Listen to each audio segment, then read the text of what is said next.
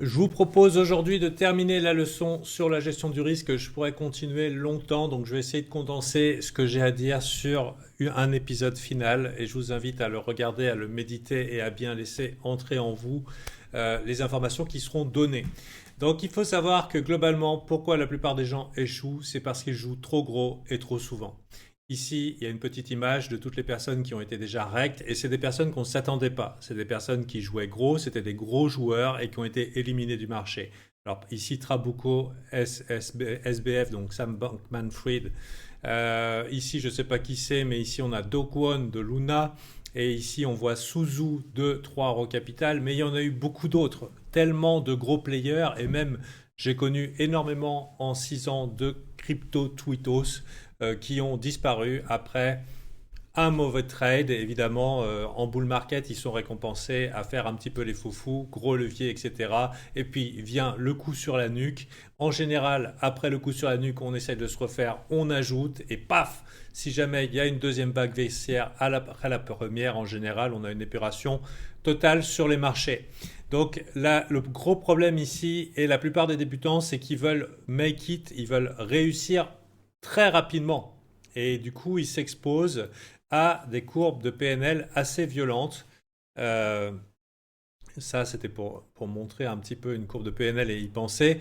Mais globalement, si vous jouez trop gros, trop souvent, vous retrouvez avec une courbe de PNL qu'en général on appellera du boom and bust. De temps en temps, vous serez très récompensé et de temps en temps, malheureusement, ça peut mal se passer. Surtout si vous avez une série de perdants. Et du coup, ici, vous vous retrouvez dans une situation où vous ne pouvez pas vraiment vous faire confiance, vous êtes dans un ascenseur émotionnel, à l'affût d'un gros coup, mais vu que vous jouez trop gros trop souvent, vous ne sélectionnez pas les meilleures opportunités et il y a une grosse variation dans votre equity curve, dans votre courbe de PNL, votre courbe de profit et de perte. Et du coup, c'est difficile de maintenir ça, déjà parce qu'on prend des chocs au niveau de l'estime de soi, on a envie de faire le prochain gros coup, et ça crée de la colère, de la frustration finalement, d'avoir l'impression de monter une montagne et de retrouver en bas, un petit peu comme le mythe de Sisyphe, on pousse la boule et ensuite on revient à zéro. Donc ici, il y a zéro contrôle en fait sur ce qui est en train de se passer. Alors que si vous avez une gestion de plan et un risque bien géré, en général, vous pourrez avoir des petits gains, mais en même temps des pertes qui seront contrôlées. Et nous, l'idéal en tant que trader ou investisseur qui avons une approche professionnelle, je ne veux pas dire que vous êtes trader pro ou que c'est ce que vous souhaitez, c'est d'avoir cette fameuse courbe à 45 degrés qui permet d'avoir, disons, un petit contrôle sur les drawdowns, encaisser pourquoi pas une série de perdants, mais que ça ne soit pas dommageable pour l'ensemble du compte. Parce que série de perdants, et alors, ça arrive. Vous voyez ce que je veux dire? Alors qu'une série de perdants sur quelqu'un qui prend des 10 ou 15% dans la gueule, eh ben, ça peut faire très mal. Et je parle de 10 ou 15%. Donc on va voir un petit peu, par exemple, juste après, qu'est-ce que j'ai préparé pour vous? Voilà. Au niveau des drawdowns, par exemple, le trop gros a un petit problème et il crée des petits problèmes psychologiques. Ici, vous voyez par exemple que si je perds 5% de mon capital en trading, il me faut 5,3% pour revenir à break-even. Ça veut dire mon capital initial. Donc ça veut dire que tant que je circonscris mon risque sous 5%, globalement, que je gagne ou perde 5%, c'est à peu près pareil. Idem pour 10%, c'est OK. Et là, vous remarquerez que en crypto trading, les mecs, quand on se prend une chute de 10% dans les marchés, là, les gars, ils renforcent leur conviction. Ils disent, ouais, mais non, c'est bon, ça va remonter. Et des fois même, ils ajoutent à leur taille de position. Mais ils se retrouvent dans la situation délicate parce qu'à partir du moment où on dépasse les 10-11%, ça commence à creuser l'écart. Et disons que on se passe une semaine rouge ou 2 semaines rouges, et vu que la plupart des crypto boys, ils sont en mode je hold mon shitcoin et ça va monter, c'est sûr, ils se retrouvent dans des situations où d'un coup, l'écart se creuse. Une perte de 20%, il faut faire 25%. Eh, vous savez, gagner 25% de son capital, c'est pas facile. Les gens, ils se disent, ouais, c'est facile, c'est sûr, c'est les cryptos, c'est facile. Mais je vous rappelle que Bernie Madoff proposait 15% de capital à ses investisseurs. Le fameux Madoff, le gros schéma de Ponzi qu'il avait fait, tous les milliardaires, tous les millionnaires des États-Unis lui confiaient son argent. Il a ruiné énormément de personnes. Parce que 15% par an, c'est déjà des performances intéressantes pour des gens qui ont des sous. Donc, gagner 25% sur le capital, c'est pas déconnant, c'est pas rien. C'est vrai qu'on a tous en tête les gros coups, mais faites bien attention à partir du moment où vous laissez les perdants s'accumuler, vous commencez à arriver dans la zone où ça devient difficile. Là, 25% en 2 jours, en crypto, sur une mauvaise semaine, on peut aller à 25% de perte si les gars ils sont all-in. Donc, mais bon, ça c'est plus votre problème parce que vous êtes engagé en tant que dégène anonyme à ne plus partir all-in. Ici, 33% du capital et c'est là qu'en général ça commence à faire très mal. 30, 35, 40, 45. Et là, je dirais que on a hold juste que là, on a hold de 25%. Bon, maintenant que ça aille 30% ou 50%, ça ne change pas grand-chose dans le graphique. Sauf que là, vous voyez, ça ne change pas grand-chose dans le graphique. Mais pour ne pas avoir coupé vos perdants assez tôt, vous retrouvez pour certains à devoir doubler leur capital pour simplement revenir à break-even. Et plus les catastrophes, on a vu un petit peu les génies du bull market qui ont holdé le marché baissier ici. Donc là, des objectifs complètement irréalistes. On hold et ça va bien se passer, 80% de pertes et on espère comme ça revenir à break-even après un 400%.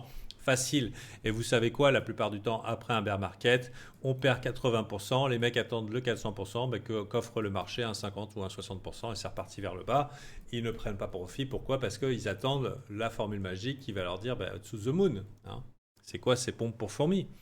Bon, toujours est-il que, sachez-le, être conscient que plus l'écart se creuse et il y a un montant comme ça qui devient difficile à gagner, ça vous invite à ne pas miser trop gros, trop souvent, mais surtout à circonscrire vos perdants à des choses réalistes pour revenir. Autre chose, si vous perdez 50% de votre capital, vous faites le foufou, vous n'écoutez pas ce que je dis et vous perdez votre 50% de capital. Il y a 2 choses qui se passent quand on perd 50% de capital. Déjà, il n'y a plus de raisons qui tiennent. On est impacté psychologiquement, émotionnellement, et ça devient difficile de faire les choses correctement. D'ailleurs, après une perte de 50%, c'est souvent là où les gens se mettent à panic sell. Mais pire que ça, c'est là où on va vouloir se refaire. Il y a des montants psychologiques où on veut se refaire et du coup on va augmenter son risque et finalement probablement ajouter à la catastrophe parce que les trades qu'on va prendre ne seront pas des trades qui seront optimum, suivant un avantage probable fort, avec un risque géré, mais ça sera gros risque, bah oui, sinon on ne se refait pas, en train de forcer la chance ici. Donc si vous ne voulez pas retrouver vous aussi avec la petite croix sur le visage, faites bien attention à ce que vous faites et à la manière dont vous laissez glisser vos perdants. On va aussi aller un petit peu plus loin ici. Et disons qu'avec une stratégie, parce que vous êtes quelqu'un de très sérieux, vous suivez cette formation, développer, créer, exécuter un trading plan, développer le cran, et vous vous retrouvez avec une stratégie, donc ça sera la prochaine étape, on va commencer à travailler un petit peu les stratégies, ce sera la partie fun du truc. Et là, vous retrouvez une petite stratégie sympa, 60% de réussite, 70% de réussite. Pas mal, même plutôt très bien. Très bien, il faut savoir que dans les casinos, avec 55% sur leur edge, sur leur avantage probable, ils sont très contents, même 51% à la roulette.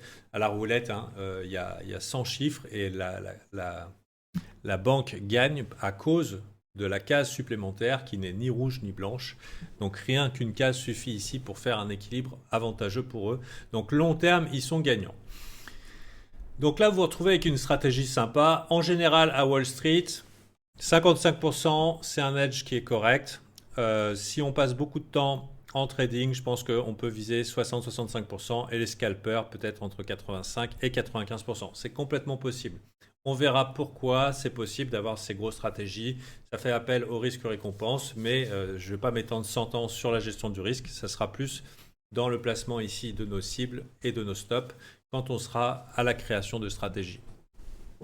Donc ici, disons qu'on se tape une stratégie, on va dire 60-65%, et qui est parfaite pour gagner des sous. Bon, 50%, c'est pas mal aussi. Exemple, je pourrais avoir une petite pièce et décider de jouer à pile ou face. Si par exemple, je gagnais 400 balles à chaque fois que ça soit face, et je perdais 100 balles à chaque fois que c'est pile, j'aurais envie d'y jouer tout le temps. pile ou face, putain, je peux gagner potentiellement 300 balles par tirage. Et évidemment, celui qui va partir all-in s'expose au perdant qui élimine tout et qui le sort de la partie. Alors que celui qui est raisonnable et qui va gérer son risque et qui ne va pas partir all-in sur le trade va pouvoir jouer à l'infini et gagner. Vous comprenez ici l'idée? C'est-à-dire je peux jouer à l'infini tant que je ne me sors pas de la partie. Parce que, allez, disons, je mets 50% de mon capital sur mon tirage. Ah ouais, moi je veux être sûr de gagner. Mais si vous mettez 50% du capital sur le tirage, il suffit de 3 ou 4 mauvais tirages et c'est fini. Même 2 mauvais tirages et c'est fini. Vous voyez ce que je veux dire? Alors que si vous y allez petit et que vous jouez à l'infini, vous vous retrouvez dans la situation où vous avez une equity curve qui est régulière et progressive. Alors que le mec qui part all-in, même si c'est un bon trade, même s'il y a un avantage probable, il peut se faire défoncer dans ce qu'on appelle le boom and bust. Boom vers le haut, bust. Merci, adios. Donc ici, attention au trop gros trop souvent. Donc là, dans les stratégies, on peut constater sur 1000 trades, et nous, en tant qu'investisseurs professionnels, en tant que traders, des mecs qui ne sont pas là que pour 2 jours, on s'imagine bien qu'on va faire les 1000 trades, on va développer toutes les compétences nécessaires et on va devenir des putains de machines à imprimer les billets. Donc les 1000 trades arrivant, il va falloir qu'on survive et vous constatez que par exemple 5 trades perdants, il y a jusqu'à 60% de réussite, hein. Donc un bon trading, un truc qui est pas mal, il y a 100% de chances que vous ayez 5 trades perdants d'affilée. Donc là, par exemple, si vous risquez 10% par trade, il y a 100% de chances qu'à un moment, vous perdez 50% de votre capital. Balèze. Et je dirais que, disons que vous jouez au poker et que vous jouez paire d'as uniquement, pocket pair, quand vous êtes servi, vous avez 80% de chances de gain. Et vous savez, sur 1000 trades, il y a 30% de chances que vous ayez 5 perdants d'affilée. Sur 1000 fois que vous avez un 80% de réussite, il y a 30% de chance, donc une chance sur 3, donc très probable. Une chance sur 3, c'est trop, c'est beaucoup. Que vous ayez 5 perdants d'affilée. Alors bien sûr, petit coup de fion, ça n'arrive pas souvent. Mais si le jour où ça vous arrive, attention à ne pas vous retrouver sur la table ici des grands perdants. Parce que tous ces mecs-là, lui et lui peut-être, et lui, c'était tous des milliardaires. Donc ça sert à quoi de faire grossir le stack en faisant le foufou si c'est pour se retrouver à la case départ? Donc considérez bien ça, le trop gros trop souvent, et il faut du coup circonscrire. Donc l'antidote au trop gros trop souvent, c'est le plan. Avec 3 éléments importants. Les objectifs, c'est ce qu'on avait vu au début. Affiner votre art. Affiner votre art, devenir meilleur. Voilà. On affine là où on a besoin de travailler notre exécution, notre méthode. On essaye de devenir dans meilleur dans telle catégorie. On affine un petit peu nos objectifs. Gestion du risque, c'est pour survivre, pour toujours. Hein. Ce n'est pas la peine de faire la case 1 milliard, c'est pour se retrouver à zéro. Donc on a une gestion du risque rigoureuse. On est avant tout des gestionnaires de risque. Et on va placer notre argent de manière à pouvoir lancer cette fameuse pièce. Bien sûr, il va falloir la trouver, celle qui nous offrira un avantage probable et avantageux. Et ensuite, les stratégies qui vont permettre de limiter le trop souvent à seulement les meilleures opportunités. Ben oui, parce que le marché bouge tout le temps. Mais on n'est pas là forcément pour agir tout le temps. On n'est pas là pour être des victimes du casino, mais plutôt pour être de ceux qui vont sniper seulement les meilleures opportunités. Pourquoi ? Parce qu'on n'est pas là pour agir, on n'est pas là pour se divertir, on n'est pas là pour faire les foufous, hein, sinon autant prendre un jeu vidéo ou aller au casino, mais on est bien là pour extraire les meilleures opportunités du marché et s'assurer qu'on ne fait pas d'erreur et qu'on va augmenter notre courbe de PNL, de Profit and Loss. Donc ça, c'est une chose. Et maintenant, on va regarder un petit peu dans les faits ce que ça donne en taille de position. Donc ici, le plan, c'est l'antidote au trop gros, trop souvent. Faites bien attention à ça, très, très, très, très important. Et c'est pour ça que je fais ces vidéos.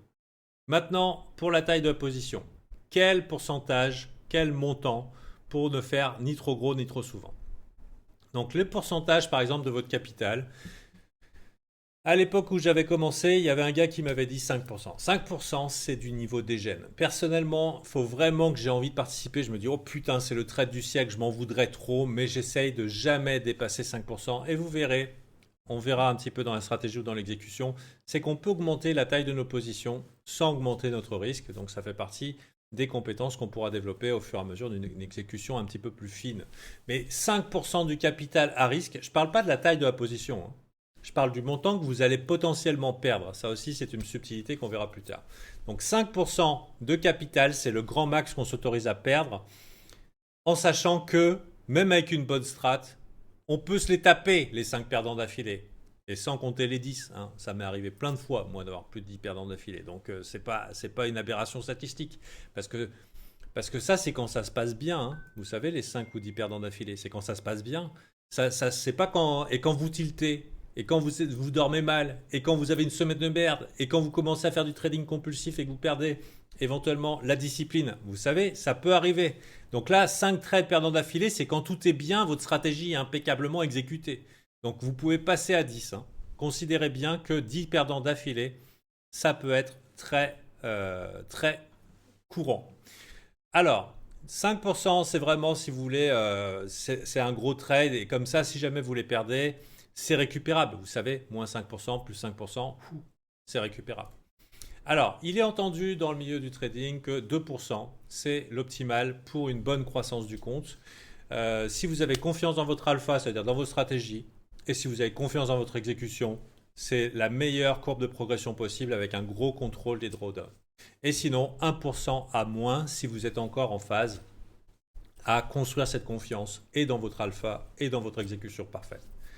Donc l'exécution parfaite, ça veut dire que vous faites votre stratégie parfaitement. Vous rentrez là où vous dites, vous sortez là où vous dites et vous avez exactement les probabilités de réussite que vous avez déjà testées.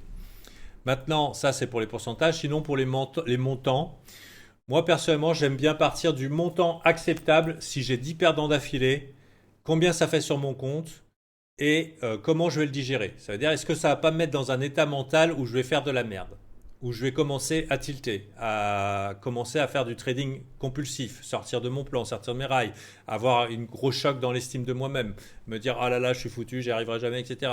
Ce genre de spirale mentale qui finalement ne va pas vous garder au top. Il faut toujours vous maintenir dans un capital mental, avoir une capacité émotionnelle qui vous tient au-dessus de la chute.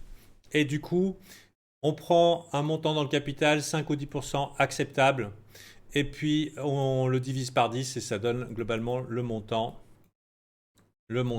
idéal éventuellement pour les positions en disant ok, j'ai de la marge avant d'être faible psychologiquement. Et aussi, sinon, il y a le montant psycho. Par exemple, vous êtes un mec qui a toujours travaillé dans les PTT, vous avez une idée du salaire de SMIC, etc. Ça va pas être confortable de miser un SMIC. Hein. Ou alors, si vous, par exemple, une PlayStation 5, oh putain, aujourd'hui j'ai perdu une PlayStation 5, ça fait chier, par exemple. Donc, en général, il y a un petit montant psychologique, ou alors des chiffres ronds, 100 balles, putain, 100 balles, j'ai perdu 100 balles, ou 1000 balles, ou 10 000 balles, selon éventuellement, ou 100 000, hein, quelle est l'échelle de votre capital. Donc, il y a ce montant psychologique qu'on connaît tous. Il y a plusieurs astuces. On sait que si on les perd, bon, ça fait chier, ça fait chier. Donc, on va essayer de se mettre en dessous. Donc, par exemple, si ça me fait chier de perdre 100 balles, je vais mettre 80. Si ça me fait chier de perdre 1000 balles par trade, sur ce trade, ça va me faire passer une mauvaise journée, ben je vais être un petit malin. Je vais mettre juste en dessous psychologiquement pour que je garde la tête au-dessus de l'eau. Mais le truc, c'est que, alors ça, d'expérience, c'est une bonne idée. Donc effectivement, ça permet de se tenir bien. Mais il faut considérer le prochain trade.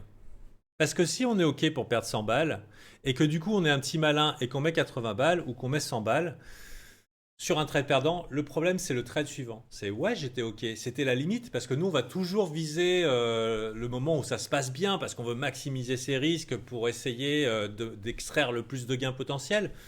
Mais vous savez, si le trade perdant arrive, la question qui va se poser c'est et le prochain.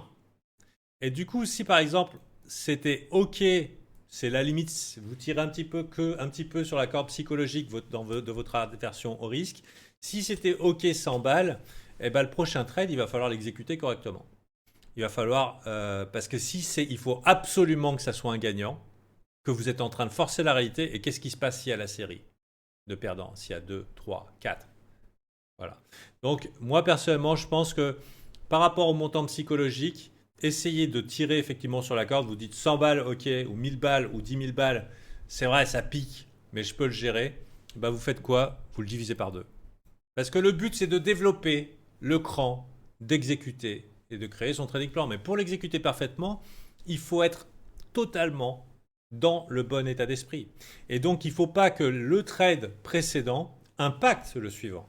Donc, divisé par deux, c'est que vous êtes large. Vous êtes large. Ça fait pas mal d'informations et sur lesquelles il faut méditer. Maintenant, je vous propose d'ouvrir votre trading plan et en dessous du budget apprentissage que vous avez déterminé, je vous rappelle que c'est un geste fort de déterminer ce budget apprentissage pour votre trading, vous pouvez déterminer le risque maximum par trade. On a suffisamment d'éléments, vous avez réfléchi suffisamment de temps et vous dire ok, dans le cadre de mon trading plan, pour préserver mon capital mental, pour me préserver des drawdowns qui sont trop gros, je vais définir ce risque maximum et il correspond à ma psychologie et il considère que ouais, de temps en temps, pas de chance, série de perdants. En parlant de pas de chance, série de perdants, j'aimerais qu'on considère ensemble la création de max drawdown, c'est-à-dire de la création de limites maximum de perdants par jour et par semaine.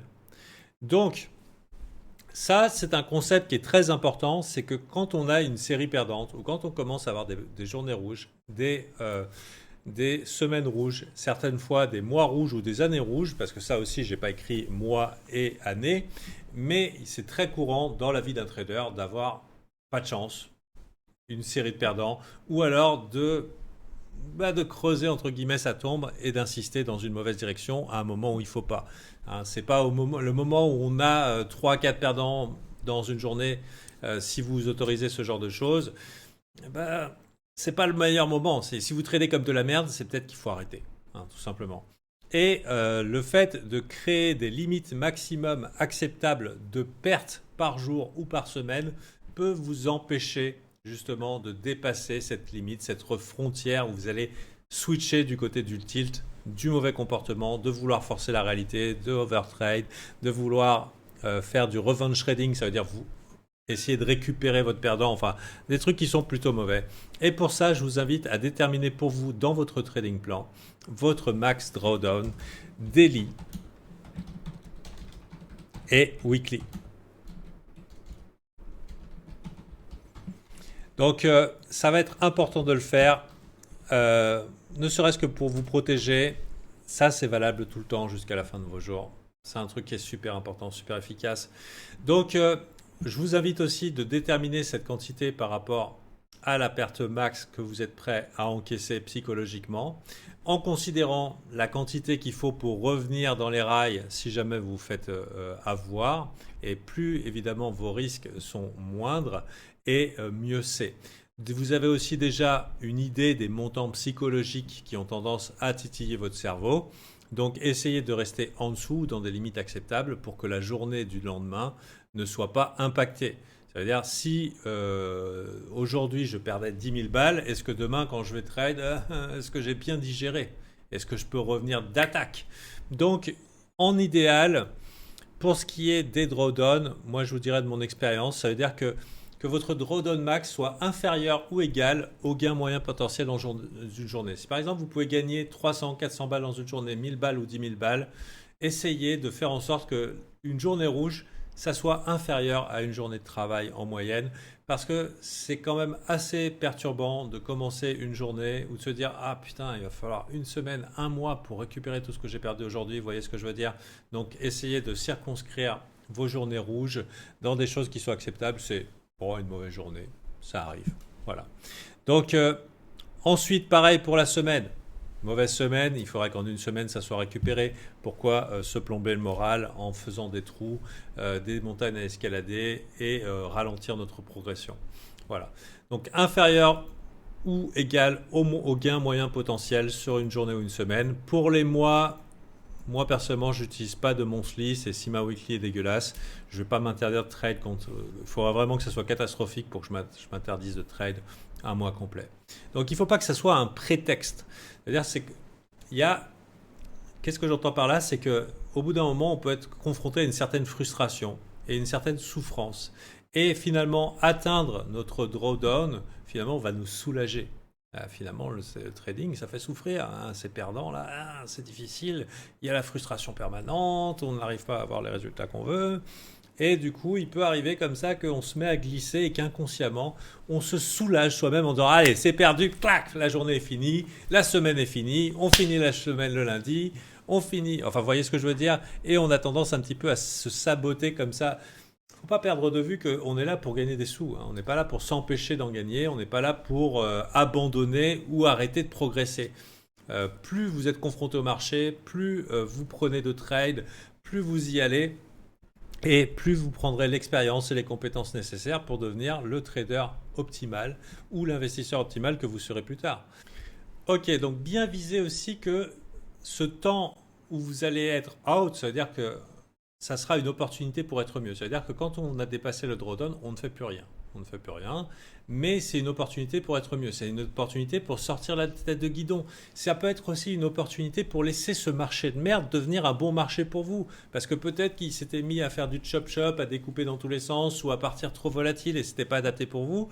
Mais simplement d'être en recul plutôt que d'aggraver la situation et trader dans des conditions qui vous ne sied pas, et finalement, on laisse le marché faire ce qu'il faut et se rendre compte que ça sera l'opportunité d'arriver dans des meilleures conditions de marché, mais aussi de passer aussi en observateur. Je ne sais pas si vous savez au poker, mais à chaque tour de table, on paye ce qu'on appelle une blinde, et c'est-à-dire il y a une taxe à regarder et à rester et à regarder les adversaires. Mais nous, en trading, c'est complètement gratuit. C'est-à-dire que vous pouvez observer les marchés de manière complètement gratuite et dire « Ah tiens, ah tiens ». Alors que quand vous êtes dans un trade, vous êtes moins observateur parce que vous aimeriez bien que ça glisse, que ça soit un gagnant. Et au final, on n'apprend pas grand-chose puisque ce qu'on veut, c'est on appuie sur le bouton, ça gagne. Alors que si on est en phase observateur et que ça ne nous coûte rien d'observer, on peut essayer de trouver des coups, trouver des patterns, trouver des situations pour être gagnant plus tard. Donc sachez bien que c'est une opportunité d'attente, d'observation, sortir la tête du guidon, observer ce qui se passe, relire vos journaux, voir un petit peu ce qui s'est passé, voir comment vous améliorer, vous remettre en situation mentale nécessaire. Et autre chose, ça peut être aussi pour vous former. Parce que quand on a la tête sur le guidon, quand on veut toujours être dans l'action, la tête dans le guidon, être toujours dans l'action, on n'a pas forcément envie de se former, on ne lit pas les bouquins, on n'apprend pas de l'expérience des autres non plus.